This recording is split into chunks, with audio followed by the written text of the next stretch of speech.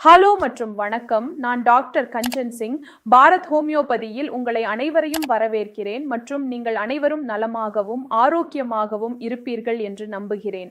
இன்று இந்த வீடியோவில் பார்கின்சன்ஸ் நோயாளிகள் வெள்ளரிக்காய் சாப்பிடலாமா அல்லது சாப்பிடக்கூடாதா என்பதை பற்றி பேசப் போகிறேன்.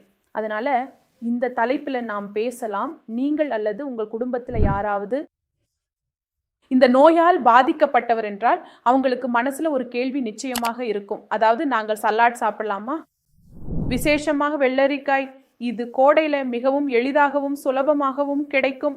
நீங்க வெள்ளரிக்காய் சாப்பிடலாம், ஆனால் குறைந்த அளவில் மட்டுமே சாப்பிட வேண்டும். அதிகமாக சாப்பிட்டால் உங்கள் பிரச்சனை அதிகரிக்கும். அப்படின்னா முதலில் நாம் புரிந்து கொள்வோம், பார்கின்சன் என்றால் என்ன. பார்கின்சன் என்பது ஒரு நீண்ட கால நரம்பியல் கோளாறு. உங்களுடைய மூளையில் உள்ள செல்கள் என்ன ஆகின்றன என்றால் அவை மெதுவாக சேதமடைய ஆரம்பிக்கின்றன. குறிப்பாக சில முக்கியமான செல்கள் மெதுவாக சேதமடைகின்றன. இதனால் டோபமின் குறைகிறது. டோபமின் என்றால் என்ன? இது ஒரு மூளையின் ரசாயன பொருள். இது மூளை மற்றும் தசைகள் இடையே ஒருங்கிணைப்பை ஏற்படுத்துகிறது. டோபமின் மெதுவாக குறைய ஆரம்பித்தவுடன் உங்கள் தசைகள் மற்றும் மூளையின் ஒருங்கிணைப்பு மெதுவாக குறைய ஆரம்பிக்கிறது.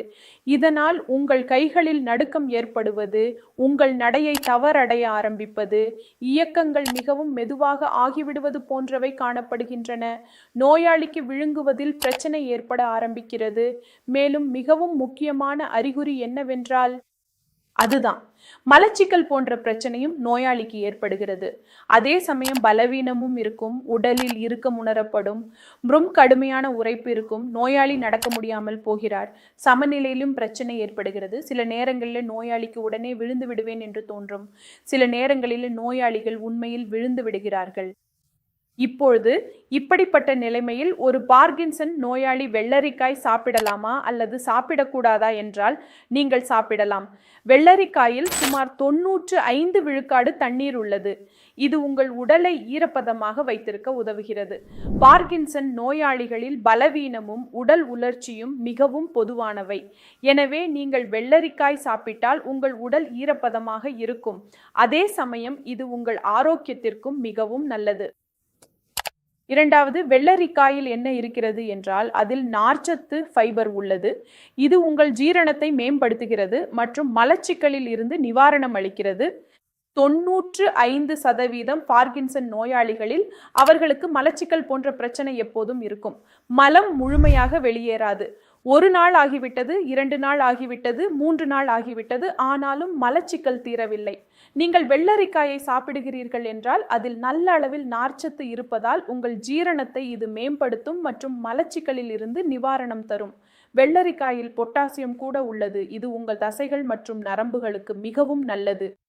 பார்கின்சன் நோயாளிகளில் பலருக்கு தசைகளில் இறுக்கம் உணர்வு இருக்கும். நரம்புகளில் இழுபறி உணர்வும் இருக்கும். உடல் முழுவதும் கடினமாக இருக்கும். நீங்கள் வெள்ளரிக்காயை சாப்பிடுகிறீர்கள் என்றால் உங்கள் எலக்ட்ரோலைட்கள் சமநிலையில் இருக்கும். பொட்டாசியம் சமநிலையிலும் இருக்கும். மேலும் உங்கள் நரம்புகளில் ஏற்படும் இழுபறி உணர்வும் குறையும். இதற்கு மேலாக வெள்ளரிக்காயில் ஆன்டிஆக்சிடென்ட்கள் அதிக அளவில் உள்ளன. ஆன்டிஆக்சிடென்ட்கள் உங்கள் உடலில் எங்கேயாவது வீக்கம் இருந்தால் அதை குறைக்கும், ஃப்ரீ ராடிக்கல்களை நீக்கும், வீக்கத்தை குறைக்கும் மற்றும் மூளையை மேம்படுத்த உதவுகிறது. எனவே நீங்கள் எளிதாக வெள்ளரிக்காயை சாப்பிடலாம். எளிய மொழியில் சொன்னால் நீங்கள் சாப்பிட்டாலும் நீங்கள் வெள்ளரிக்காயை சாப்பிடலாம். இது உங்கள் உடலை ஹைட்ரேட் ஆக வச்சிருக்குது. பொட்டாசியம் சமநிலையாக்குகிறது. இதில் உள்ள நார்ச்சத்து பியன் மைக்கு நிவாரணம் அளிக்குது. இதில் உள்ள ஆன்டி ஆக்சிடென்ட் ஃப்ரீ ராடிக்கல்களை நீக்குகிறது, வீக்கத்தை குறைக்கிறது. ஆனால் ஒரு விஷயத்தை நீங்கள் எப்போதும் கவனத்தில் கொள்ள வேண்டும். அதாவது வெள்ளரிக்காயை மதிய நேரத்தில் தான் சாப்பிட வேண்டும். இரவு நேரத்தில் வெள்ளரிக்காயை சாப்பிடக்கூடாது. இரண்டாவது, வெள்ளரிக்காயை அதிக அளவில் சாப்பிடக்கூடாது. தினமும் ஒரு வெள்ளரிக்காயை நீங்கள் எளிதாக சாப்பிடலாம். நீங்கள் தினமும் 2 அல்லது 3 வெள்ளரிக்காயை சாப்பிட்டால் அது உங்களுக்கு வாயுவை ஏற்படுத்தக்கூடும், வயிறு வீக்கம் ஏற்படுத்தக்கூடும் மற்றும் உங்கள் புகார் அதிகரிக்கக்கூடும்.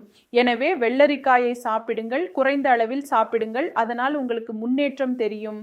அதிகமாக சாப்பிடாதீர்கள், அது உங்கள் பிரச்சனையை அதிகரிக்க செய்யும். இன்றைய வீடியோவில் இவ்வளவுதான். அடுத்த வீடியோவில் மீண்டும் சந்திப்பேன். அதுவரை நன்றி.